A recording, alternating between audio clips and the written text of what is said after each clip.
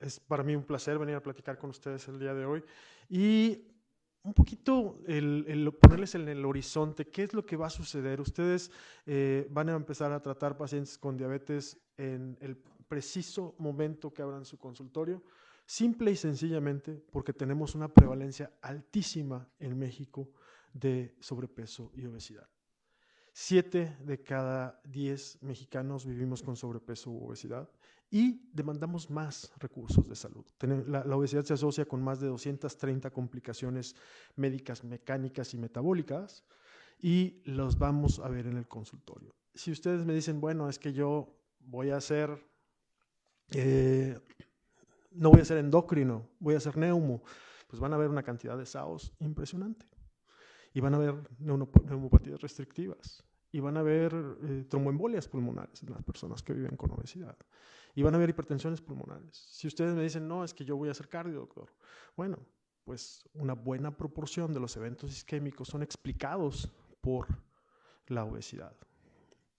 Si ustedes me dijeran, yo sí me salvé, voy a ser dermatólogo, bueno, hay muchas complicaciones en la piel relacionadas con la obesidad, incluyendo mayor probabilidad de úlceras, lesiones, acantosis, acrocordones, y, acné y hasta psoriasis. Entonces, independientemente de lo que vayamos a hacer, nos vamos a encontrar con esto. Y la persona que vive con obesidad tiene que aprovecharse cada ocasión que va al médico para poder tratar de engancharlos. Si pusiéramos en proporción qué tanta proporción de las personas que viven con sobrepeso u obesidad están activamente en un programa de tratamiento, en Estados Unidos es menos del 10%. ¿Y qué proporción de los pacientes que son candidatos a tratamiento farmacológico para sobrepeso u obesidad, sobrepeso con complicaciones u obesidad, reciben tratamiento farmacológico estructurado de largo plazo? Son menos del 2%.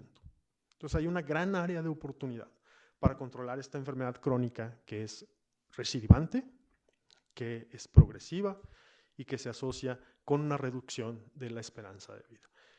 Y si bien es cierto que hemos repetido hasta el cansancio que son un gran problema de salud, pues vean dónde está México en cuanto a prevalencia.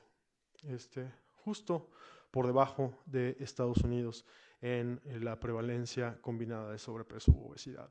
Sí existen países pequeños que tienen un mayor problema en cuanto a proporción, pero son realmente países con poblaciones muy pequeñitas. Países grandes, Estados Unidos y México, son los dos más importantes. Chile está pisándonos los talones en cuanto a prevalencia, tanto en adultos como en niños.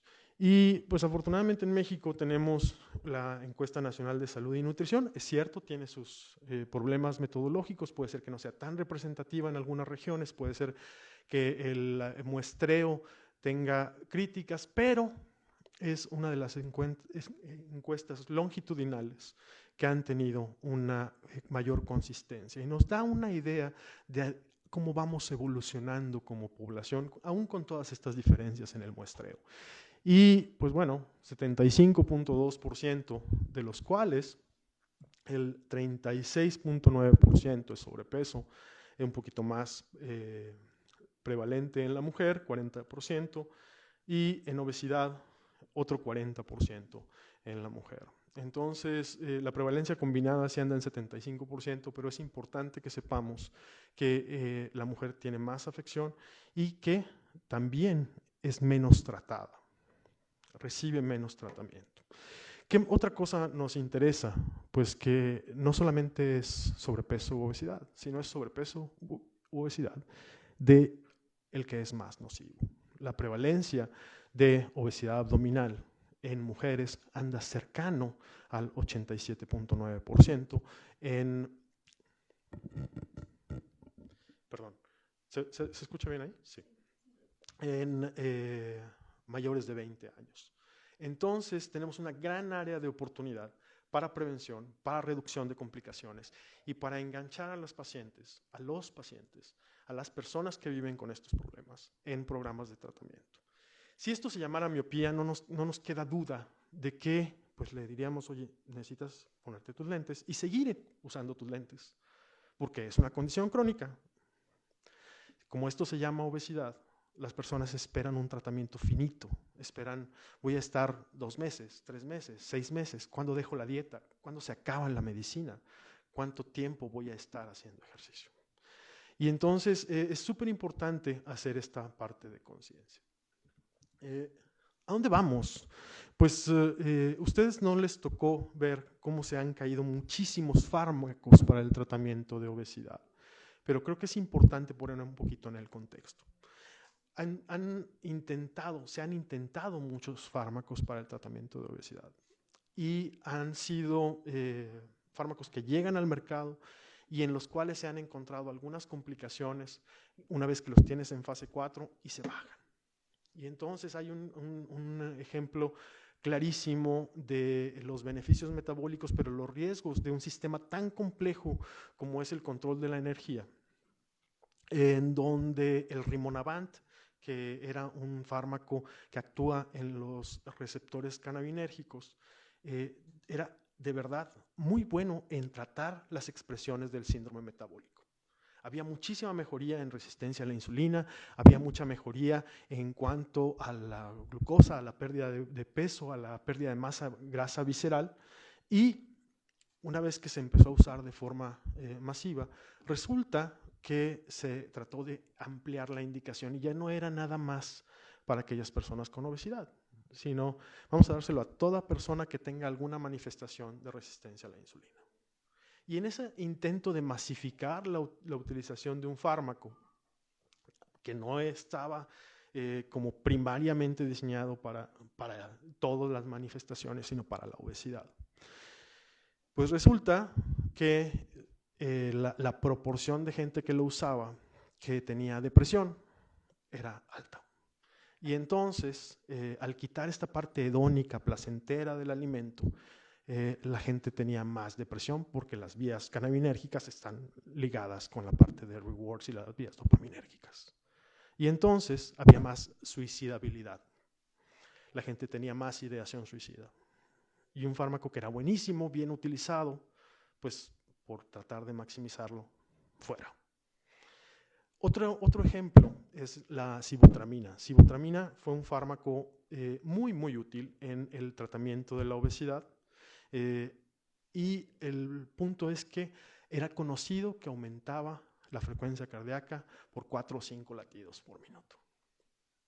Y al estarse usando de forma masiva y tratar de buscar indicaciones adicionales, lo hicieron como, bueno, vamos a explorarlo en pacientes de muy alto riesgo cardiovascular. ¿Qué creen que sucede en una población de muy alto riesgo cardiovascular cuando les das un fármaco que les aumenta la frecuencia cardíaca y les aumenta el consumo miocárdico de oxígeno? Pues hubo más eventos cardiovasculares.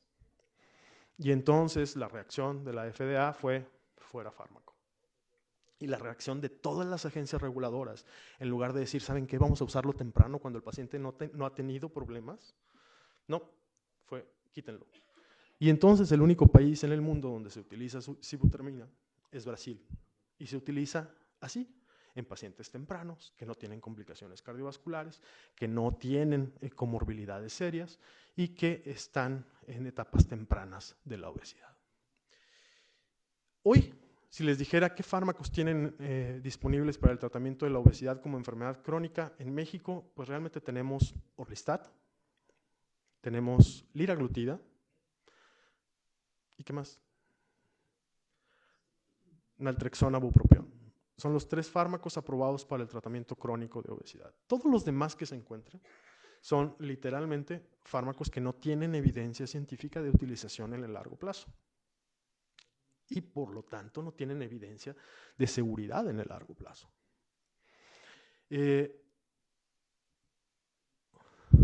No van a ser menos pacientes, van a ser más pacientes. Si nos vamos en el número en millones de personas que van a tener sobrepeso u obesidad en el 2035 en el mundo, son 4,000 millones de personas. Es un mercado altísimo, no solo como mercado de atención o mercado de negocio, sino como mercado de utilización de recursos en salud. La persona que vive con sobrepeso o obesidad tiene mayor necesidad de utilizar recursos de salud. Y si nos centramos solamente en las personas con obesidad, sé que suena muy lejos el 2035, pero son 11 años. Van a parpadear y se van a acordar que les dije, 2035 está súper cerca. Y van a ser casi 2,000 millones. Entonces, la epidemia toca a todos, pero toca cada vez de forma más temprana. Una de las poblaciones de más crecimiento en cuanto a la epidemia de obesidad son los niños. ¿A dónde va México? México va a seguir creciendo en cuanto a la epidemia de sobrepeso u obesidad. Y entonces la referencia de aquella persona normal en cuanto a índice de masa corporal a los 30 años es cada vez más difícil de encontrar. Si ustedes tratan hoy de hacer un estudio de casos y controles en poblaciones cerradas de 40 años, es difícil encontrar controles que no tengan obesidad abdominal o alguna de las manifestaciones de síndrome metabólico.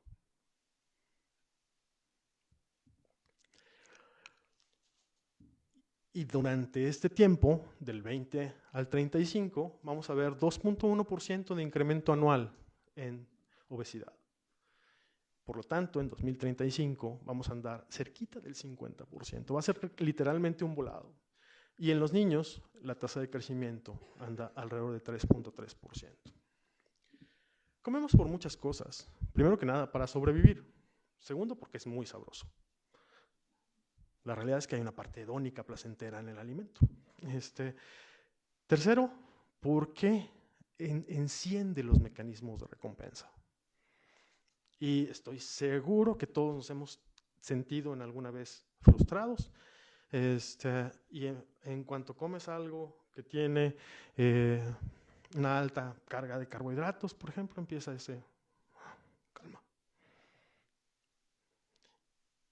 Hay otras señales que motivan al alimento que ni siquiera son biológicas, son evocas memoria. Y yo estoy seguro que les ha pasado que con algún aroma identifican la casa de su abuelita y dicen, hay una gordita de azúcar o alguna cosa por el estilo.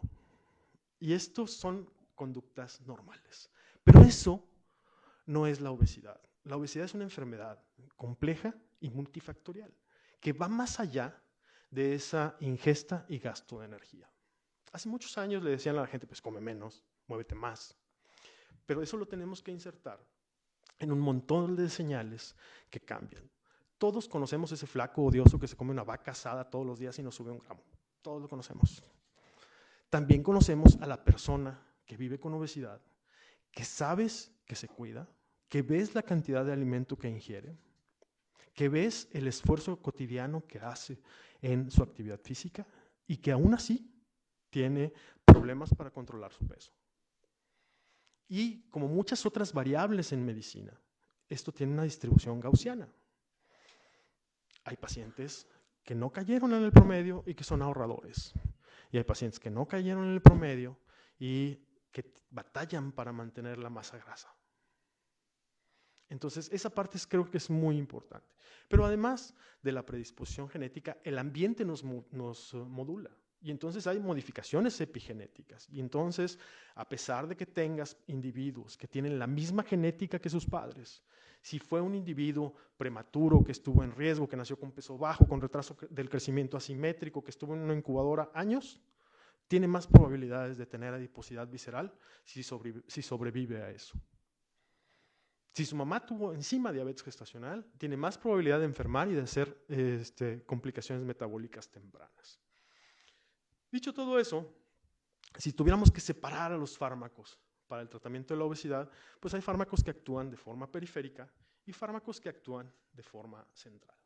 Y para eso, pues creo que tengo que hablarles en donde está la mayor innovación. Y la mayor innovación están en los péptidos gastrointestinales. Todos esos péptidos gastrointestinales tienen alguna acción en el balance y gasto de energía, así como en la expresión de las complicaciones, la resistencia a la insulina, la saciedad, el apetito. Y voy a empezar con el más conocido de todos, el GLP-1. Y el GLP-1 reduce, si yo les infundo GLP-1 o un análogo de GLP-1, reduce el apetito, reduce la ingesta proactiva de alimentos. La gente se le antojan menos alimentos. Puede dar náusea, pero mejora la secreción de insulina dependiente de glucosa. Y entonces, ustedes todos tienen pacientes con análogos de GLP-1 o con inhibidores de DPP-4, y ¿sabes qué? No les va a dar hipoglucemia por ese motivo. ¿Por qué? Porque es una secreción de insulina glucodependiente. Si la glucosa empieza a bajar y está por debajo de esos niveles, se detiene. Y baja la secreción de glucagón. Entonces la producción hepática de glucosa también se reduce. Y aquel paciente que tiene ese fenotipo de prediabetes, donde el paciente no tiene una gran obesidad, pero tiene glucosas de ayuno persistentemente anormales, se ve beneficiado también de estos fármacos. Reduce el vaciamiento gástrico y eso aumenta la saciedad temprana. Puede dar también náusea y puede haber vómito. Aumenta la lipólisis, particularmente cambia la lipólisis del tejido adiposo visceral y han demostrado, tanto en pacientes con diabetes como en pacientes sin diabetes, reducir eventos cardiovasculares. Desde el estudio clásico de liraglutida en personas con diabetes hasta lo más reciente, que es el estudio de semaglutida a dosis de obesidad, en donde se reduce un 20% la tasa de eventos cardiovasculares en personas con obesidad sin diabetes. No son dependientes del control de la glucosa en ese sentido. Viene un auge ahora porque los agonistas ya no son solamente agonistas de receptor de GLP-1. Es agonista de receptor de GLP-1 más un agonista dual, que es GIP. ¿Y qué hace el GIP? Pues en el apetito tiene un efecto sinérgico con el GLP-1. Reduce el apetito. Pero a diferencia del GLP-1, este reduce la náusea. Entonces la tolerabilidad del tratamiento de la combinación parece mejorar comparado con la generación de medicamentos que solamente eran agonistas de receptores de GLP-1. Influyen muchas otras cosas, incluyendo qué tan larga es la vida media, qué tantos picos y valles tienes en la concentración, etc. Pero los fármacos nuevos son cada vez de una acción más prolongada, con menos variación en las concentraciones, alcanzas el steady state mucho más pronto y tienen un mayor impacto en el peso. También baja el vaciamiento gástrico, pero reduce la secreción de ácido, que es uno de los principales problemas en aquellos pacientes que tienen enfermedad por reflujo. Les pones una agonista de receptor de GLP-1 y empiezan a tener más sintomatología en cuanto a reflujo, acidez, etc.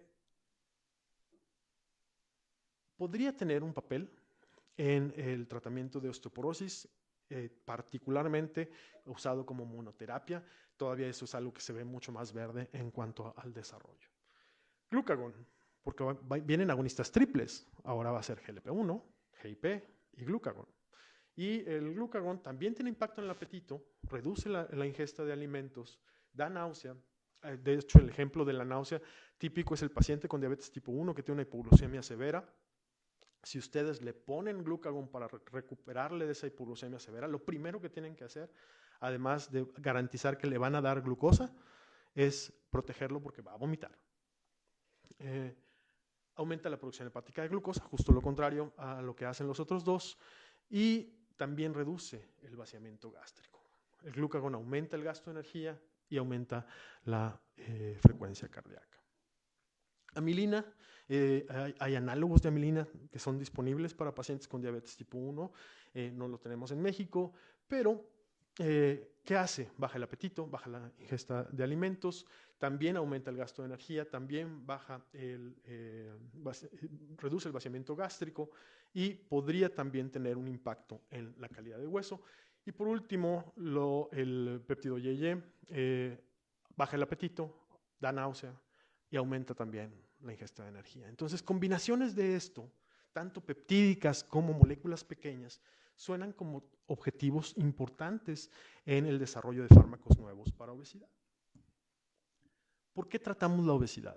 Si yo tengo un individuo que a los 40 años de edad tiene 22 a 25 de índice de masa corporal, pues tiene más o menos 90% de probabilidad de llegar a los 70 años. Si me voy al otro extremo, tengo un individuo que a los 40 años de edad tiene un índice de masa corporal entre 40 y 50. Su probabilidad de llegar a los 70 años es 50%. Así de importante es el impacto de la obesidad. Y entre más temprano se presenta, mayor probabilidad de tener complicaciones futuras. Hay algunas complicaciones de la obesidad que con frecuencia olvidamos, que incluyen, por ejemplo, neoplasias. Las personas que viven con obesidad también tienen más riesgo de cáncer. Y si vamos en cáncer de la mujer, el cáncer de mama está incrementado.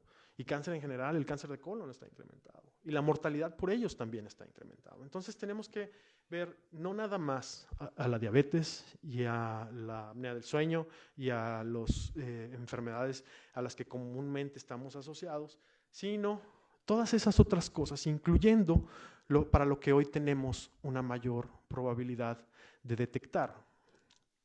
Cuando a mí me tocó empezar a practicar medicina hace muchos años, la conciencia de la enfermedad por hígado graso era solamente en casos muy severos, en donde en el embarazo encontrabas un hígado graso, en donde alguien que iba por una cirugía veía el hígado graso.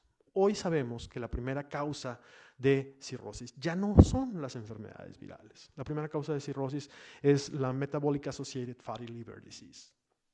Entonces, el impactar esto definitivamente cambia la probabilidad.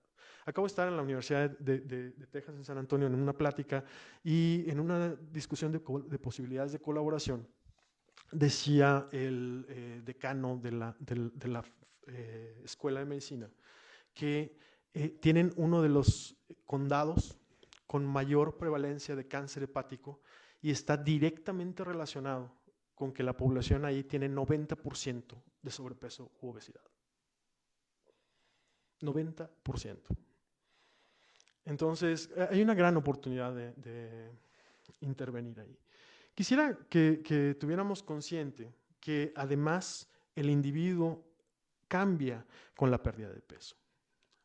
Todos conocemos a esa persona que ha intentado perder peso, que pierde 10% de su peso y de repente les dice, doctor, estoy haciendo exactamente lo mismo, sigo restringiendo calorías, estoy haciendo actividad física y ya no me muevo en la báscula y ya no me cambia la composición corporal. Bueno, si yo pierdo 10% de mi peso, mi gasto energético basal no se reduce 10%, se reduce alrededor de 15%. Y entonces tienes que hacer cosas adicionales para que puedas continuar con esa pérdida de peso. Todos hemos visto pacientes posoperados de cirugía bariátrica que un tiempo después de la cirugía hacen esa meseta. Y cuando ves la cantidad de energía que ingieren y que además sabes que tienen un pouch chiquito, que tienen una cirugía malabsortiva, empiezas a hacer cuentas y resulta que un paciente que debería estar para mantener su peso utilizando 2.500 kilocalorías ingiere probablemente 1.200. Y con eso no se mueve la báscula. El cambio en el gasto de energía hace todo un reto porque en el largo plazo la persona que vive con sobrepeso o obesidad abandona el tratamiento. Y entonces entre más complejo se lo pongas, más difícil es el tratamiento. Si tú le dices a alguien, como voy a poner el caso de naltrexona bupropión, si tú le dices a alguien, vas a empezar tomando una tableta todas las mañanas durante una semana. Después de una semana le vas a subir a una en la mañana y una en la noche. Después de 2 semanas le vas a subir a 2 en la mañana y una en la noche. Y después de eso vas a estarte tomando 4 tabletas al día para el tratamiento de la obesidad y vas a perder entre 6 y 9% de tu peso. ¿Cuál es la probabilidad de que ese paciente, una vez que pierda ese 6 o 9% de su peso, se sienta motivado a seguir utilizando 4 tabletas diarias? Sumamente baja. ¿Qué ha sucedido que está mejorando la adherencia? Mejores resultados, 1. Y 2, tratamientos más cómodos. Entonces, la gente es mucho más adherente a tratamientos que son o una vez al día, aunque sean inyectables, o una vez a la semana, que a tratamientos que son más complejos. Entonces, ahí hay una oportunidad también de innovación. Mantenimiento de pérdida de peso a 5 años con farmacoterapia. Ustedes ven ahí, el análisis empezó con 1930 pacientes, terminamos con 428 pacientes en el análisis final, pero resulta que, perdón, voy a quitar esto, los pacientes se mantienen en tratamiento cuando están por arriba de la expectativa de la pérdida de peso. Si el paciente ha perdido más de lo que le esperaba con ese tratamiento, son los que se quedan. Y entonces, aquellos pacientes que perdieron más de 10, más de 15 o más de 20% tienen mayor probabilidad de ser adherentes al tratamiento. Y hay un sesgo de éxito ahí. Y lo van a ver en la consulta con todas las enfermedades. Si el paciente no obtiene lo que espera, es menos probable que quede. Pero la distribución real, porque no, estamos acostumbrados a que nos presenten el promedio, pero la distribución real es que aún en tratamiento hay una proporción de pacientes que ganan peso y que siguen ganando peso de forma sustancial. Entonces, es importante identificar estos pacientes para cambiar la intervención. No se trata de, si esto fuera diabetes, no le dirías a alguien, tómate una tableta de metformina, nos vemos en un año. Le dices, voy a medirte con tales indicadores y tu hemoglobina glucosilada tiene que estar así, tus lípidos tienen que estar así y tu presión arterial tiene que estar así. En la obesidad se añade el peso, las metas conductuales, las metas de actividad física, etc. Y entonces, curiosamente, la adherencia a metformina es altísima. ¿Por qué creen que es altísima? Porque es muy barata y todo el mundo la cubre. La adherencia a semaglutide, naltrexona, dulaglutide es bajita. ¿Por qué creen que no es alta? Porque los terceros pagadores no la cubren.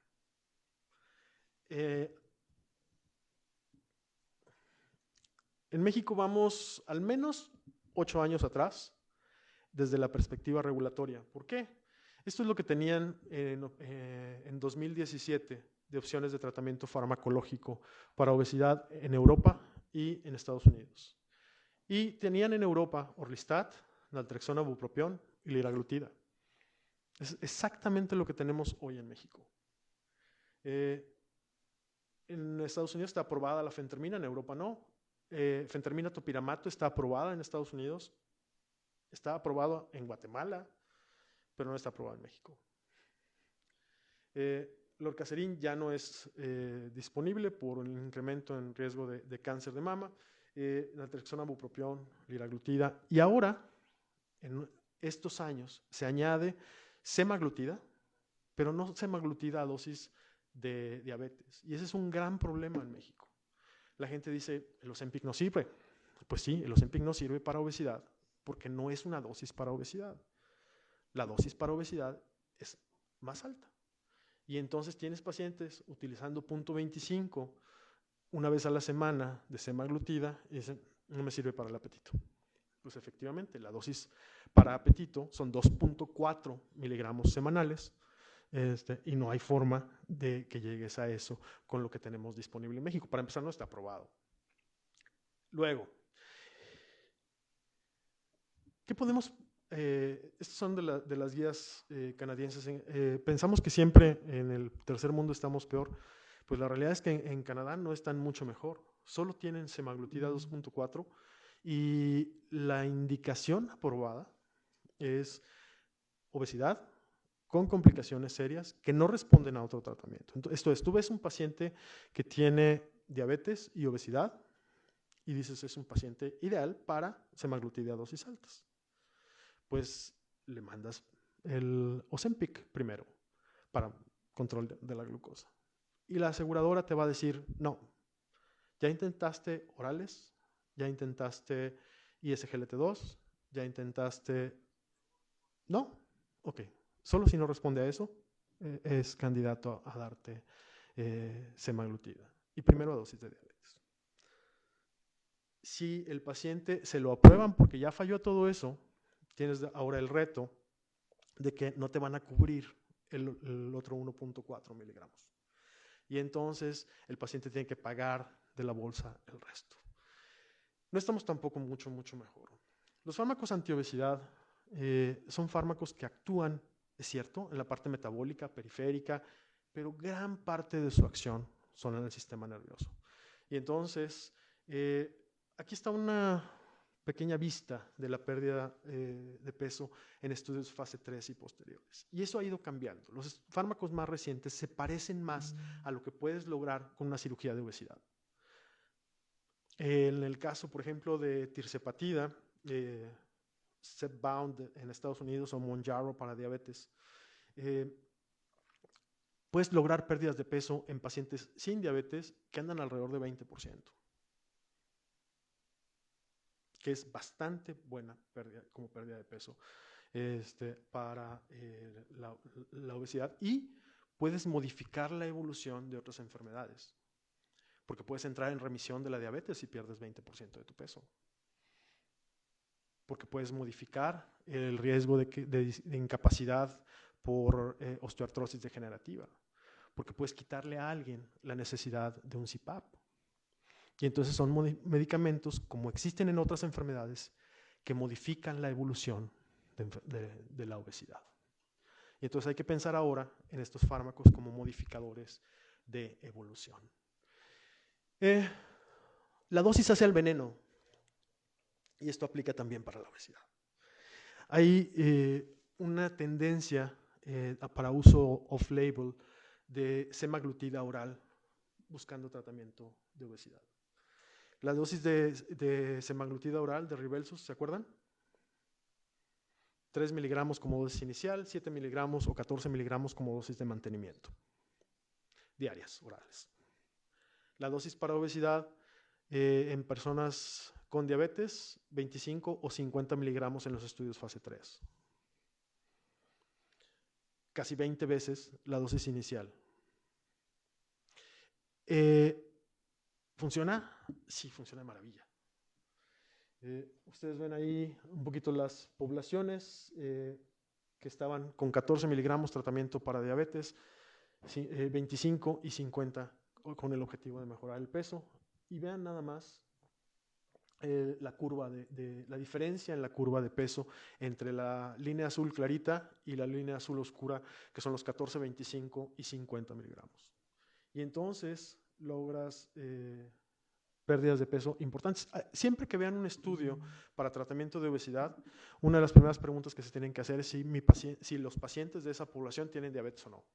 Si tienen diabetes, son menos eficaces en la pérdida de peso en todos los fármacos. Todos los fármacos para obesidad que han sido estudiados en poblaciones con diabetes y sin diabetes operan peor en pacientes que viven con diabetes. Ahí por ahí, ustedes van a ver aquí la proporción de pacientes que logran pérdidas de peso con la semaglutida de 50 miligramos, y pueden ver aquí que es alrededor de 10%. ¿Qué pasa si yo no tengo diabetes? Bueno, pues ahí ven otra vez el árbol de distribución de la población. No los voy a detener en las poblaciones, solo quiero resaltarles que comparan aquí 50 miligramos y la desventaja de los estudios de obesidad. En diabetes, si se fijan, el comparador era un tratamiento activo, semaglutida de 14 miligramos. Los estudios para obesidad todavía se hacen así, contra placebo. Y entonces vas a ver una gran diferencia contra placebo. ¿Por qué? Porque el placebo se queda igualito. Tienes el efecto de tratamiento donde el paciente ya no sigue ganando, pero pues no le estás dando la oportunidad de tratamiento. Y en tratamientos de largo plazo, tienes una persona que vive con obesidad, que le das un placebo durante más de un año. ¿Les parece ético todavía desde el punto de vista regulatorio esto? Yo creo que deberíamos criticar más esto y pedir que sí, los estudios cortitos, donde vas a ver la prueba de concepto, perfecto, pueden ser contra placebo. Pero un estudio donde hay tratamientos que han demostrado beneficio, reducción de riesgo cardiovascular, reducción de peso, reducción de complicaciones, no me parece que sea ético que sigamos haciendo estas cosas. Pero vean la diferencia de 15% en la reducción. Ese 15% de reducción, el odds ratio para que el paciente logre 5% o más es 12.6. Y si me voy al odds ratio para que pacientes pierdan 20% o más de peso es 18. Entonces, son tratamientos que tienen un gran impacto comparado contra el placebo. La crítica aquí siempre será que tenemos que pensar que los estudios para obesidad ya no deben ser hechos comparados con placebo. Pensamos siempre los agonistas de receptor de GLP-1 o los agonistas duales como moléculas grandotas, pero ¿se puede hacer un agonismo de moléculas pequeñas? Y la respuesta es sí. Y orforglipron, es uno de los primeros agonistas de receptor de GLP-1 que son orales y es una molécula pequeña. Y esto puede cambiar la proporción de pacientes que lo recibe, porque producir un fármaco que no es un biológico, sino una tableta, es mucho más barato y lo puedes hacer mucho más accesible para la gente. Y entonces, esta es una revisión sistemática y metaanálisis de los 3 estudios que están disponibles y publicados, y simplemente mostrar aquí que en todos se ve una reducción de alrededor de 3 a 4 del índice de masa corporal, lo cual se traduce típicamente en alrededor de 9 a 12 kilos, dependiendo de la población en la que estés estudiando. Y entonces, me parece que es algo que tenemos que empezar a ver como un objetivo, y vean cómo también la proporción de pacientes que logran más de 15% de pérdida de peso anda bastante alta, en 50% de los pacientes lo logran. No es tan heterogéneo como en otros estudios, ustedes ven ahí la I cuadrada, pero tienes una OR de 7 para lograr una pérdida de peso superior a 15%. Hay desenlaces secundarios que todos van en el mismo sentido, pero lo que me quisiera enfocar aquí, para dejar un poquito de tiempo después, es estos fármacos tienen un perfil de tolerabilidad que es mejor que los inyectables. Tienes menos náusea. Y el tratamiento es una vez al día. Y otra pregunta en cuanto al desarrollo de fármacos es si estamos estudiando las dosis correctas, porque semaglutida en el tratamiento de obesidad se ha ido incrementando la dosis. Al igual que la liraglutida, se describió para diabetes con dosis de hasta 1.8 miligramos, luego tratamiento para obesidad hasta 3 miligramos, y hoy hay estudios de dosis más altas, nunca se comercializó. En el caso de dulaglutida, se usa hasta 1.5 miligramos para diabetes aquí, pero hay geografías que lo tienen aprobada 4.5 miligramos semanales para el tratamiento de obesidad. Semaglutida hoy está haciendo estudios una vez a la semana con 7.2 miligramos. Y eso hace curvas que son muy parecidas a las curvas de los agonistas duales. ¿Cuál es el costo de esto? Pues una mayor cantidad de fármaco y, por lo tanto, una menor tolerabilidad y una mayor probabilidad de abandono de tratamiento por efectos gastrointestinales. Tirzepatida. No quiero detenerme ahí, solo que hay una revisión sistemática ya de los primeros 12 estudios. Ya está comercialmente disponible en Estados Unidos. Es muy probable que en México esté disponible el próximo año. ¿Qué sucede con tirzepatida en cuanto a dosificación? Te tardas muchísimo en llegar a la dosis máxima. ¿Por qué? Porque inicias con 2.5 miligramos durante las primeras 4 semanas, luego 5 miligramos otras 4 semanas, y en ese tiempo, cuando el paciente todavía no tiene el impacto, se desanima una buena cantidad de la población. Y dicen, no me está yendo como quiero. Pero el siguiente brinco, a 7.5 miligramos, empieza una reducción, una curva de reducción de peso que cambia. Y entonces hay que platicarlo muy bien con sus pacientes cuando tengan disponibles estos tratamientos, qué esperar. El paciente quiere una solución muy rápida y la obesidad es una enfermedad crónica para la que no tienes una solución muy rápida. Pero entonces, 7.5, 10, 12.5 y 15 miligramos, que es la dosis máxima efectiva, donde se logran esos 25% de pérdida de peso. ¿A qué se parecen 5 miligramos de tirzepatida?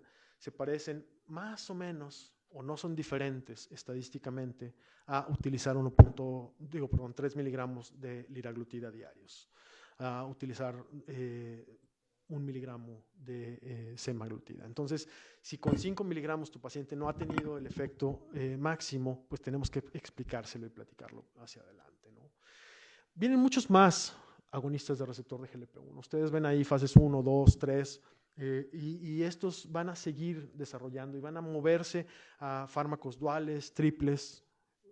Todavía no tenemos demostrada la seguridad de estos, pero al menos en las pruebas de concepto, la pérdida de peso en algunos casos sobrepasa la que pueden lograr los pacientes con una manga gástrica.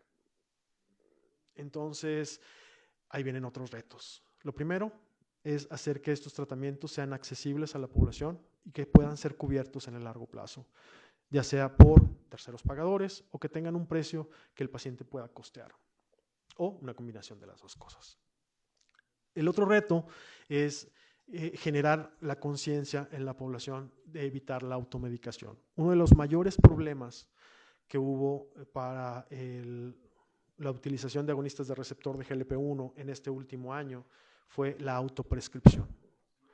Y a todos nos tocó ver un paciente con una pancreatitis que quería perder unos kilos y que tenía una contraindicación relativa y empezó a utilizar un agonista de receptor de GLP-1 autoprescrito. ¿Por qué? Porque en México realmente no tenemos farmacias, tenemos tiendas de medicinas y pues, el paciente puede llegar y comprar lo que le dé su gana. Tenemos que generar una conciencia de la utilización apropiada de los fármacos para el tratamiento de obesidad. Los que siguen, Reta, por ejemplo, va a lograr ese 27% de pérdida de peso. Entonces, el horizonte se ve muy bien. El punto es tocar a esa gran población con alguna estructura de tratamiento que le permita mantenerse en él y verse beneficiado. 2 meses de tratamiento para sobrepeso o obesidad no sirven de nada. Son tratamientos crónicos que deben ir de la mano con lo que ya decía el doctor Rendón al empezar esto, con los cambios al estilo de vida, con el mantenimiento de la alimentación saludable, con el mantenimiento de la actividad física, evitando la sarcopenia, que impacta también la posibilidad de complicaciones, y entendiendo que la obesidad no la tratamos solamente por la parte estética, sino por las cientos de complicaciones que puede tener. Dejo entonces ahí ese último mensaje. Cualquier comentario es bienvenido. Mi correo es leomancillas@gmail y estoy a sus órdenes.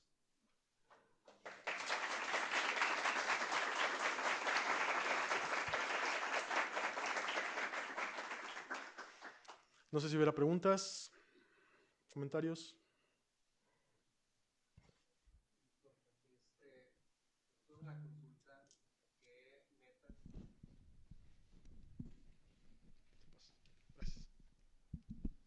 Gracias por la plática, doctor. Nada más una pregunta. En la consulta, nosotros los parámetros de pérdida de peso deberían de ser siempre más del 5% en 3 meses, o con estos nuevos medicamentos cambia los targets de pérdida de peso del paciente. En algún momento los hacíamos estandarizados. A todo el mundo le pedías que perdiera 5% de peso.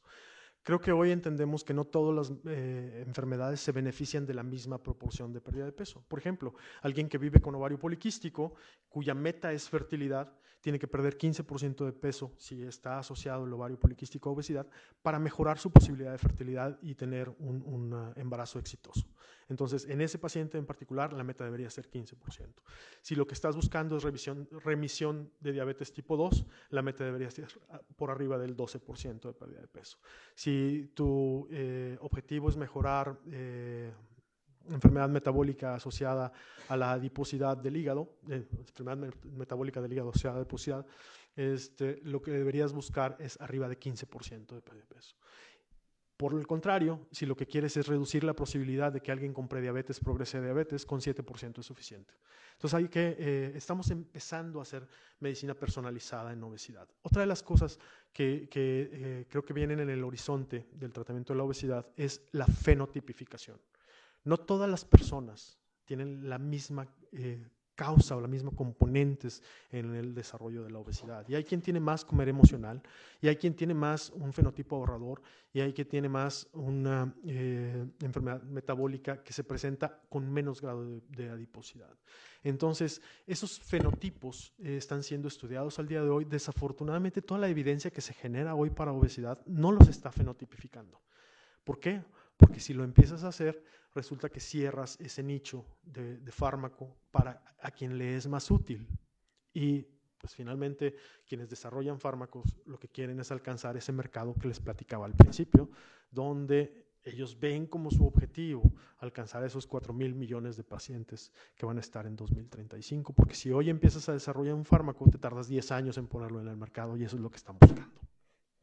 Gracias, doctor. No sé si hubiera más preguntas, doctora. Muchas gracias por la charla, doctor. Yo tengo dos preguntas. Ajá. En la vida real, ¿cómo le va a usted con la cobertura de estos fármacos con terceros pagadores? O sea, ¿cómo le va con la cuestión del seguro? Y la siguiente pregunta es, ¿qué tan lejos o qué tan cerca cree que tengamos o que estemos de controlar esta venta desordenada de estos fármacos? Porque hay ocasiones donde literalmente no hay medicamento Así es. en la farmacia, los pensé quedan a la mitad y no consiguen de ninguna manera. Es un problema importante. Bueno, la primera pregunta tiene una respuesta muy corta. Mal.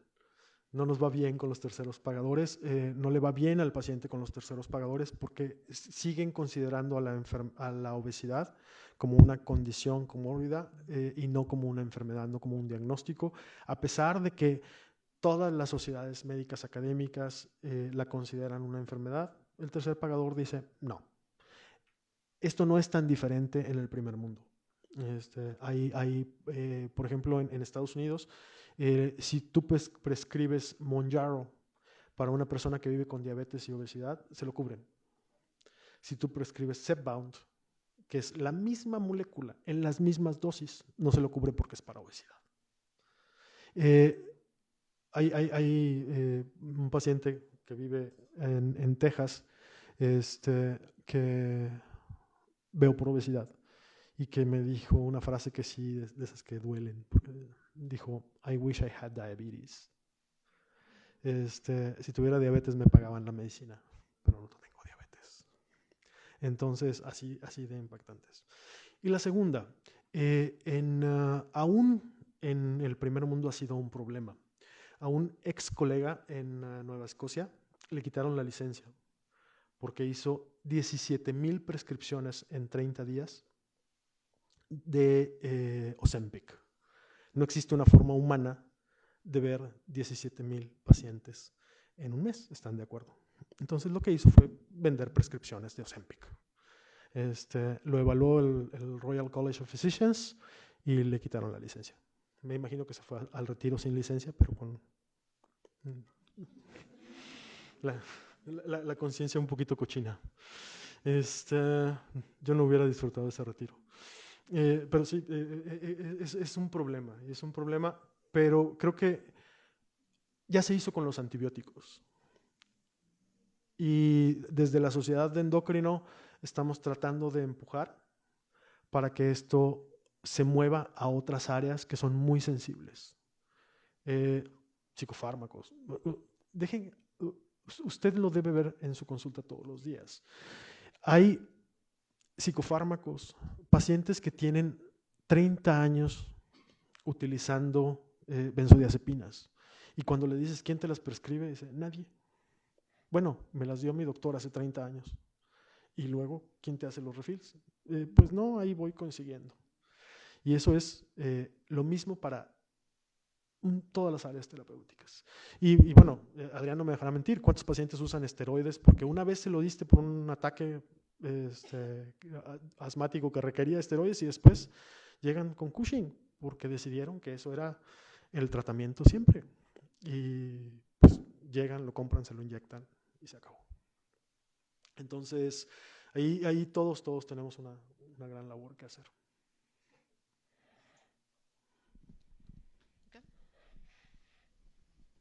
Hola, doctor, buenos días.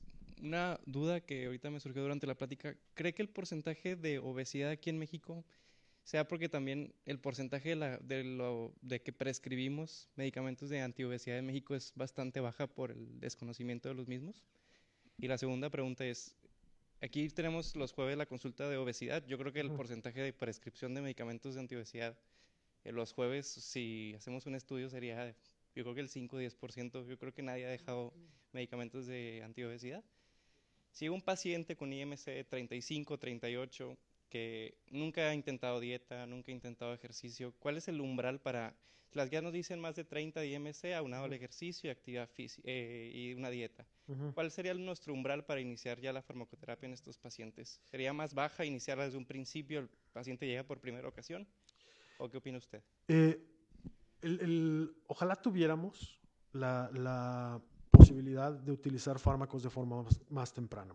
Y las limitantes, las discutíamos hace ratito, son la limitante económica, la limitante de cobertura, la limitante de adherencia, porque además el paciente, y se lo van a enfrentar, el paciente que empieza el tratamiento antiobesidad y que lo suspende, y cuando regresa a la consulta por la diabetes o por la dislipidemia o por lo que ustedes quieran, le pregunto, oye, ¿por qué lo suspendió? Es que me quitaba el hambre, doctor.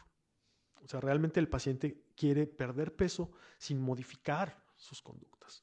Entonces, el tratamiento debe ir dirigido a todo. Un tratamiento que no cumple metas SMART, que sean específicas, medibles, accionables, que tengan una temporalidad y que sean realizables, no van a tener éxito. No van a mantener al paciente en el tratamiento. Y es cierto, ese tipo de metas salieron de modelos de negocio. ¿Por qué? Porque son lo único que nos cambia la conducta.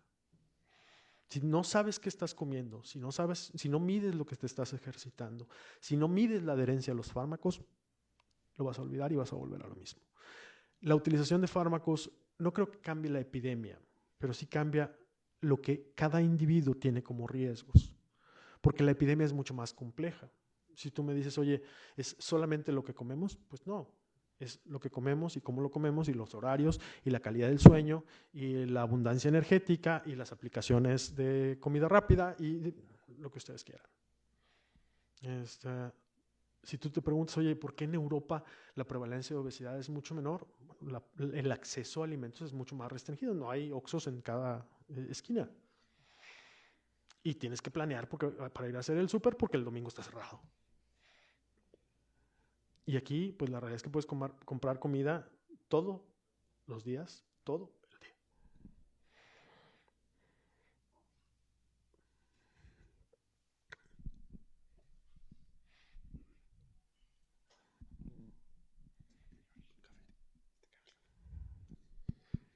Leo, yo te quería pedir un favor Uh-huh. y hacerte dos preguntas. El favor es si les puedes explicar a los jóvenes qué es un estudio de prueba de concepto. Uh-huh.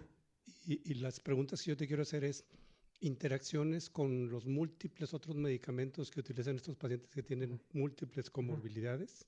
Esa sería una. Y la segunda, en el paciente que hace ejercicio, ¿qué efectos podemos tener si usan estos medicamentos? Bueno, ahí vienen otras cosas interesantes. Un estudio de prueba de concepto es un estudio que no te va a decidir la aprobación o no de un fármaco. Tú tienes una posible indicación para una molécula y lo pasas a ese estudio primero en humanos, ves que es seguro, le creces el tamaño de muestra, empiezas a ver que tiene modificaciones en el sentido apropiado y eso va antes de los estudios fase 2, que son estudios de hallazgo de dosis o dose finding studies. Esos estudios primeros son los estudios que ven preclínicos antes de esto. ¿Qué sigue después del desarrollo de fármacos? Aumentar el tamaño muestral para ver no solamente la eficacia y el hallazgo de dosis apropiada, sino la seguridad. Hay muchos indicadores de seguridad en el desarrollo de fármacos y hay unos que son cruciales. Por ejemplo, si en el desarrollo de un fármaco ves que hay alteraciones de las pruebas de función hepática, aunque sea de forma pequeña en cuanto a proporción, si son alteraciones significativas, el fármaco se cae en el desarrollo y no los dejamos avanzar. A mí me tocó participar cuando trabajaba en esa parte de desarrollo de fármacos en la industria farmacéutica, en participar en el desarrollo de una insulina pegilada. Esta insulina pegilada era una molécula muy grandota, muy, muy grande. Y entonces, al ser tan grande, tenía la incapacidad de pasar por los sinusoides hepáticos. Y entonces era hepatoselectiva. y suprimía mejor la producción hepática de glucosa y actuaba mejor de forma periférica. Pero, oh sorpresa, dio una de estas señales y temprano, en la fase 2, se canceló. La segunda parte de la pregunta era... Ok. Hay contraindicaciones de los... Empiezo con los agonistas de receptor de GLP-1. Hay contraindicaciones absolutas de los agonistas de receptor de GLP-1 y es, por ejemplo, pacientes que tienen cáncer medular de tiroides o pacientes con neoplasia endocrina múltiple tipo 1. Entonces, ese paciente tiene contraindicado porque hay estímulo del agonista de receptor sobre el tumor y entonces es una contraindicación. No con ningún otro tipo de tumor tiroideo, porque con frecuencia el paciente se asusta y dice, yo tengo bocio multinodular, no me vayas a dar eso. No, tú tienes bocio multinodular, es otra enfermedad, es otra línea celular, lo puedes usar. Cambia el vaciamiento gástrico y hay algunos fármacos que pueden ser sensibles a esto y que pueden modificarse la dosis. Entonces, por ejemplo, si yo le doy de forma simultánea una tableta de Rybelsus y la hormona tiroidea, porque los dos van en ayuno, puede ser que el facilitador de la absorción del Rybelsus facilite la absorción de hormona tiroidea y mi paciente requiera una dosis menor porque se absorbe más. Entonces son de esas cosas que tenemos que tomar en cuenta. La interacción, por ejemplo, con psicofármacos podría ser de importancia en el caso de fentermina topiramato. Que si ya tienes algo, un paciente que tenga ansiedad y le das fentermina topiramato, pues tiene mayor probabilidad de tener ataques de pánico o empeorar la sintomatología de la ansiedad. En el caso del naltrexona bupropión, pues nada más que como ustedes saben, la naltrexona puede bloquear el efecto de los opioides y precipitar una crisis en casos de pacientes que no te hayan avisado que estaban usando opioides o que no hayamos preguntado. Entonces, simplemente informarnos en todo esto. Existe siempre la duda de si naltrexona o bupropión se puede usar con antidepresivos, que son fármacos que se usan muchísimo en las personas que viven con sobrepeso y obesidad. La respuesta es sí. Simplemente, pues no utilizar un coagonista, un inhibidor dual de recaptura, como puede ser bupropión, porque ya tienes bupropión en la tableta. Los de uso común como antirrítmicos, antihipertensivos, hipoglucemiantes. Adelante. Analgésicos, antiinflamatorios. Te pueden dar más riesgo de hipoglucemia, pero que no es dependiente del agonista receptor de GLP-1, sino de el fármaco independiente. Esto es, si lo combino con insulina, tengo mayor probabilidad de hipoglucemia y lo que tengo que ajustar es hacia la baja la dosis de insulina. Si lo combino con sulfonilureas, pues hay que ajustar a la baja la dosis de sulfonilureas. Y de forma ideal quitarla porque las sulfonilureas causan ganancia de peso. Y los mandamos a hacer ejercicio, nunca habían hecho. Ya empiezan a hacer ejercicio, les gusta y siguen haciendo ejercicio. Uh-huh. ¿Hay algún riesgo que puedan tener por eso? Porque el ejercicio te va a modificar mucho la fisiología. En particular, tenemos que vigilar el riesgo de hipoglucemia en la persona que usa fármacos que pueden asociarse a hipoglucemia. En cuanto a la pérdida de peso, hay que explicarle al paciente que su composición corporal va a cambiar, que va a perder mayor grasa visceral, que va a mantener más masa magra y que no todo se mide en kilos, sino que hay que ver las proporciones. El paciente de forma ideal deberíamos estar haciendo medición de fuerza, del hand grip de los pacientes para evaluar no solamente la cantidad de masa muscular, sino su fuerza muscular, y eso debería ayudarnos a evaluar. Vienen, por ejemplo, cosas interesantes en el pipeline de fármacos que combinan un promotor de crecimiento muscular con fármacos que se causan pérdida de peso. Estos anticuerpos monoclonales se utilizaron inicialmente en personas con paraplegia para mantener los beneficios metabólicos del músculo, evitar que hicieran sarcopenia, pero pues se estaba ya explorando en un estudio fase 2 en personas con obesidad en combinación con un agonista de receptor de GLP-1.